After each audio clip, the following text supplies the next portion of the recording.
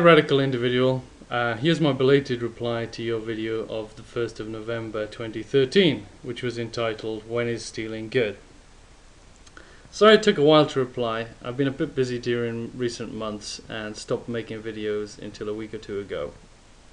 My daughter, who's 5 months old now, was the main culprit in all of this.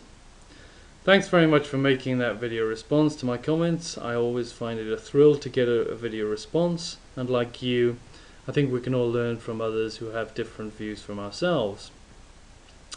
Your video was mainly responding to my claim that I wouldn't hesitate to rob a billionaire to feed a starving child, a statement that I pretty much stand by. There are two main reasons why you seem to dislike forced redistribution of wealth. The first is the view that respect for property rights is a moral fundamental which one shouldn't break. Your second view is simply that unregulated markets tend to do the best job of giving a good life to people.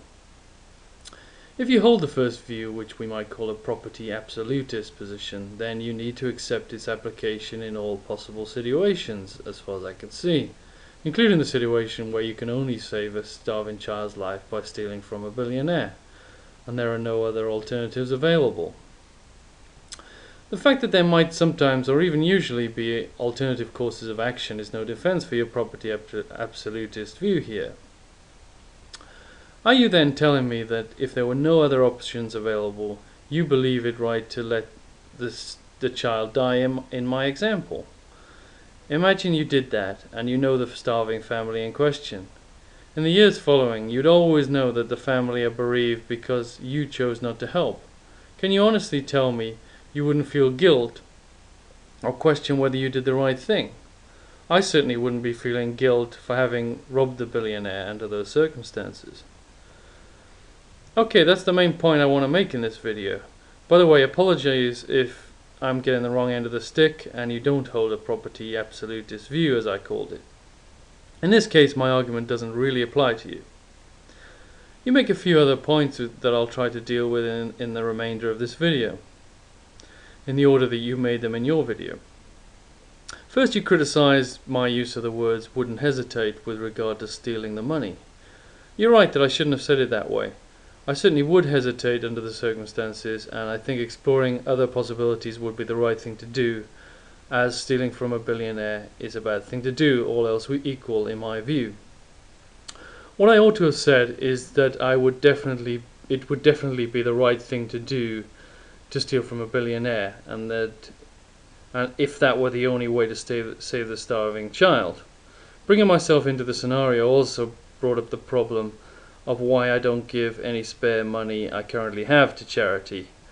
I don't because I've been too selfish and lazy not to do so, not because I don't think giving is the right thing to do. I mentioned in my comment that forced redistribution is supported by a majority of people.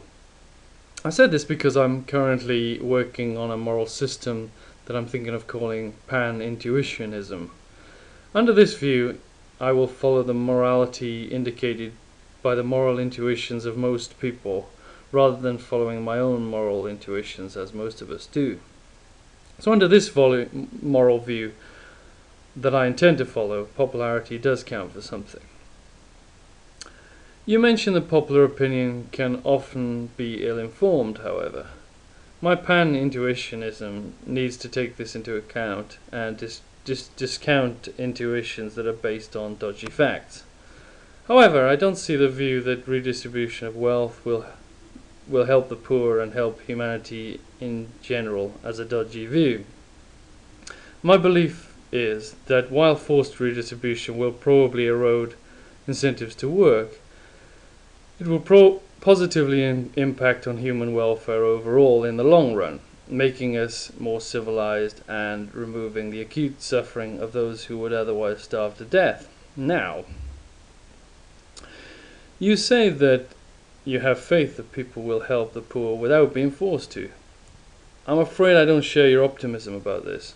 People seem to care as much about their relative wealth as they do their absolute wealth, so they're more likely to agree to give when their peers are also forced to. In most Western countries, people vote to throw about a third of what they earn into a common pot through taxation. I don't see people giving anything like that amount of money to the poor unilaterally. Finally, you say that the state might be a monster that we can't control. If the state can indeed do many tyrannical things, such as wars of aggression and police brutality. But when the alternative is to leave people to starve, I think that having a state funded through taxation is the lesser of two evils. Apologies again, Radical Individual, for taking so long in making this video, and I hope you enjoyed it. All the best.